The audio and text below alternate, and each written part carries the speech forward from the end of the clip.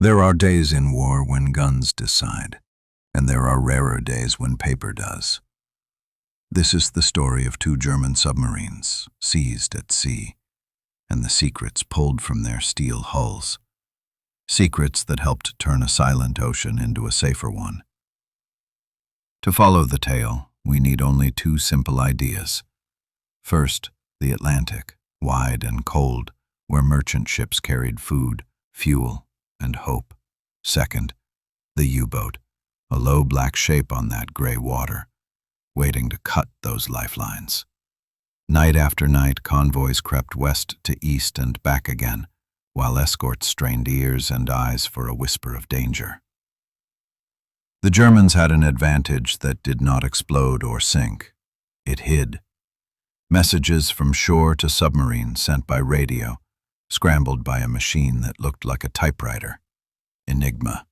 Turn the little rotors each day to a new setting, type a letter, and out comes another, meaningless to any listener, unless you knew the day's settings, and those books were guarded like gold. Now, Part 1. May 1941. An Allied convoy moves through the mid-Atlantic. Escorts pace alongside, destroyers sliding over the swell. Somewhere out there is U-110, a contact, a sudden rush. Depth charges roll and fall, steel drums tumbling into the green. The detonations are heavy, felt more than heard. The submarine is hurt. She surfaces, crew spilling out. For a moment, the Atlantic is a stage. On one side, a U-boat drifting. On the other, British destroyers closing fast. A boarding party leaps across. Salt water washes the deck. Pistols are drawn, but the danger is not men. It is time. Inside that cramped control room are books, tables, and the machine itself. Sailors start grabbing anything with letters and numbers. Codebooks in canvas covers. A small box of cipher sheets, signal instructions, and Enigma. In minutes, the prize is hauled over the side. The U-boat will not survive the tow. She slides under, taking her wounds and her secrets to the bottom, but the most important secrets are already safe on the destroyer's deck. Why did that matter? Because radio waves do not sink. Those books and that box showed how Enigma would be set for the coming days. With them, Allied codebreakers could read faster and more reliably what U-boats were told to do. Not always, not perfectly, but enough to bend fate. For months, knowledge is the quiet escort in every convoy. The turn to the north here, a delay there, the trap arranged out of sight. No cheering crowds saw it, no headlines could mention it, but losses began to fall, and sailors noticed the difference on long, cold watches. Now, Part 2. June 1944. The world's eyes are on Normandy, but far to the southwest another page is turning. An American hunter-killer group scans dull water off Africa. Sonar whispers, aircraft circle. Somewhere below, U-505 is trying to disappear. Depth charges again. The submarine is forced up, listing, smoke rising. Some of the crew abandon ship, the rest fight fires and flooding in the dark. A small American boarding team aims for the conning tower. They expect explosions, scuttling charges, the sudden end that submariners prepare for. Instead, they find luck. The charges fail. Down narrow ladders and through tight doors, sailors move fast. They grab charts, signal books, radio logs, anything with ink. Valves are shut, wires pulled, pumps started. Incredibly, the submarine is kept afloat. A tow line goes on. The captured U-boat turns American wake. The men in the water are hauled out, their lives spared. Blankets, coffee, and a strange silence settle over the deck. There is pride, yes, but also the weight of what must be done next. Keep the capture secret. Why? Because if the enemy learned that the Allies had taken a U-boat intact, with gear, books, and a working view into the rhythm of radio, They would change everything at once, and the advantage would be gone.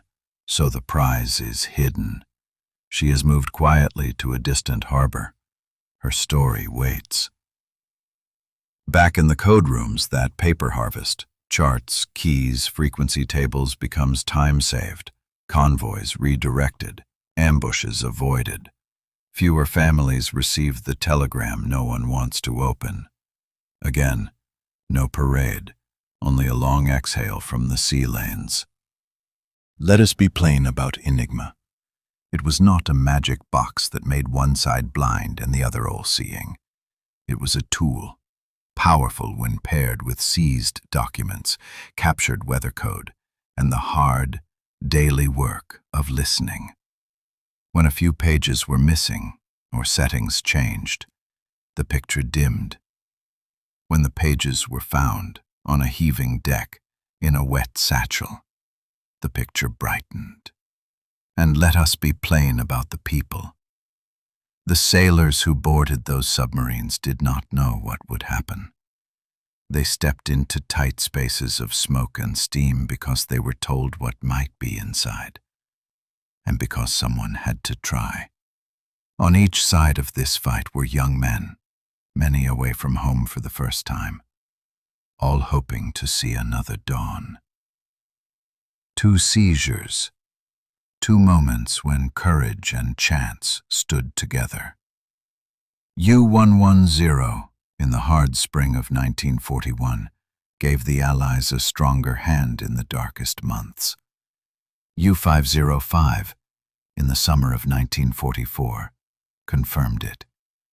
Proof that even a steeled predator could be caught alive.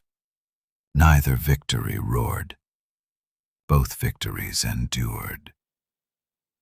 Today, the captured submarine from that second story rests in a museum. Children walk her decks. Veterans see a ghost of their youth in her narrow halls. And somewhere in the hush of that place, you can almost hear paper turning, pages that once weighed more than shells. It all about this. War is often told in the thunder of guns, but sometimes history moves forward on ink and code, lifted by steady hands in wet boots. On those rare days, the loudest sound is the ocean itself, and the quiet knowledge that lives were saved because a door was opened and a book was taken from a table. If this story moved you, there are many more like it. The hidden moments, the narrow escapes, the people behind the steel. A new World War II story every day.